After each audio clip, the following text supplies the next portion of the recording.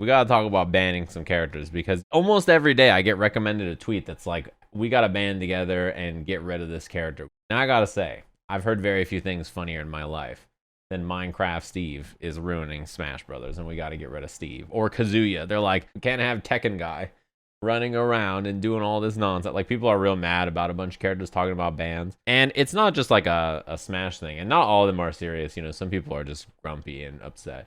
But there are, like, I think people who do want certain characters banned. Luke in Street Fighter and Labcoat 21 in Dragon Ball and Happy Chaos in Strive. Characters that are the top character that people think are the most annoying or most detrimental to the game. They're like, we got to get him out of here. SonicFox ran a poll. They ran a poll about banning Labcoat 21 for Lambo. What up?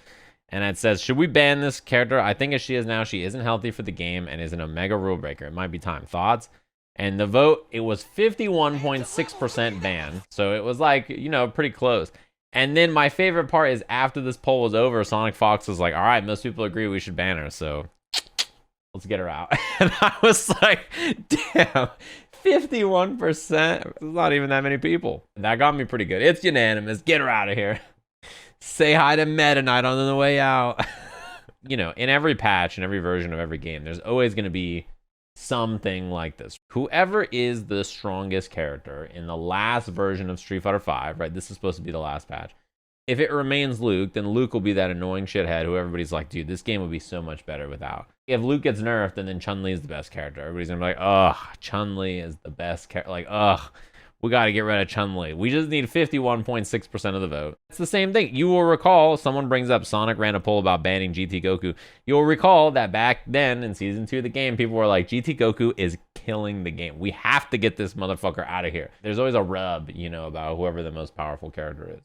And in games that are patched frequently, that will change often. Soul Bad Guy, everybody said he was the strongest fighting game character to ever live. They made a bunch of changes, and then people were mad about Nago, and then they were mad about Leo, and then they're mad about Ram, and then now they're mad about Happy Chaos. Everybody's like, hold on, I miss getting punched. We go back a couple versions real quick, like just change this up. I don't really like it here when I'm getting shot to death full screen, you know? A lot of people are like, they're not happy, right? The legitimate conversation for bans are usually characters that have something wrong with them, like the game starts and then they immediately win and there's no counterplay, or things that like freeze the game or stop you from being able to play the video game.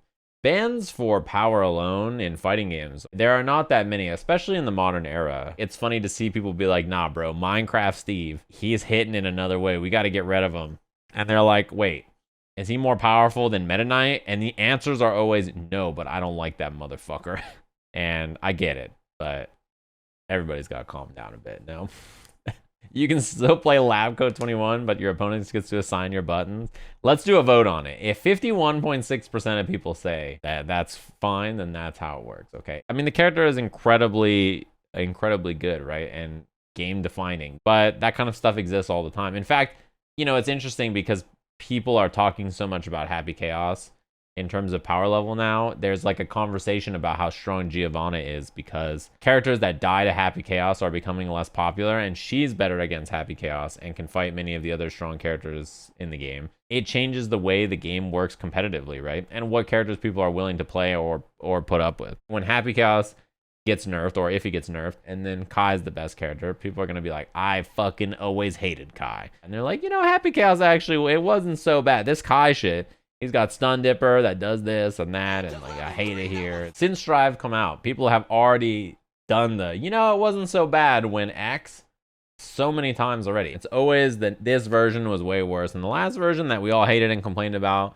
incessantly. Yeah, it wasn't so bad. When Tekken gets another patch, or if the new version comes out, we'll be having that conversation when that happens. Or if Dragon Ball, the same thing. KOF, and they nerf Terry, Ralph, Vanessa, and they buff like Rock, Geese is broken, and Omega Rugal. They're going to be like, dude, Omega Rugal's a boss character. Of course he needs to be banned. This is going to happen like 2 months from now, and someone in my chat's going to be like, do you think we should ban Terry, the new DLC character in Strive? They added Terry to the game, and he's kind of broken. You can just do, you know, Burn Knuckle RC, and he just gets in for free. And like, what do we do? And I'm going to be like, I think he's okay. You'll find some counterplay. And they're like, I haven't looked, but I don't believe you. I'm like that in every game I play, though. I played a lot of Runeterra, and people would come to my chat and ask me about it and be like, have you seen the current meta? It's miserable.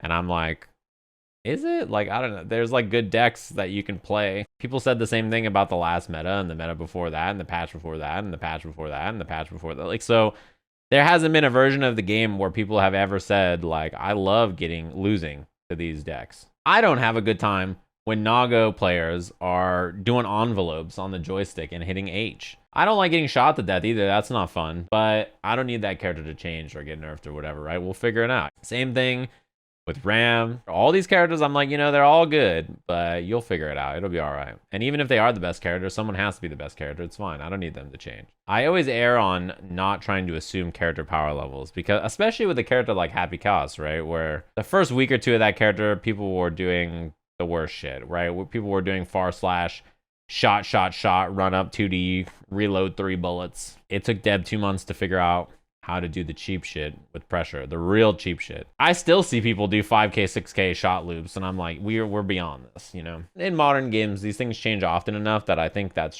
short-term strategies are often pretty good, which is, I think, where people struggle a bit. They just get upset and then they blame the game instead of recognizing that the short-term strategies stop being effective because people have really dug into the game and the version hasn't changed for a while.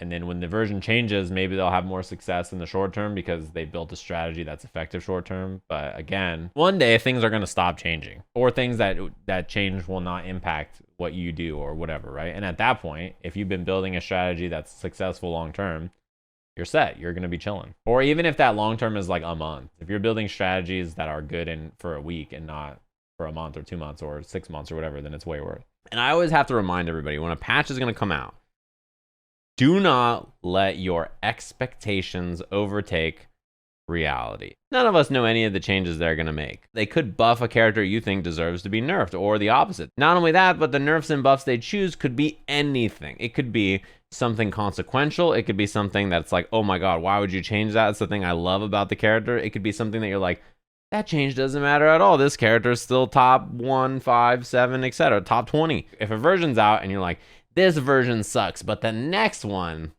that's going to be my version. It's not going to happen. And also, people's interpretations, they're not always right when the patch comes out either, right? Remember when everybody was like, dude, Soul got buffed. How did he get buffed from the best character to the best character for this version of the game? People said that because maybe they don't know how to read or something. I don't know. The understanding of the patch when it comes out is not often going to be very complete. I wouldn't worry about it. The patch is going to change a bunch of stuff, and then whenever it comes out, like, things will change, and you'll be like, oh god, what's happening? And then you'll adapt to it, and new stuff will come out.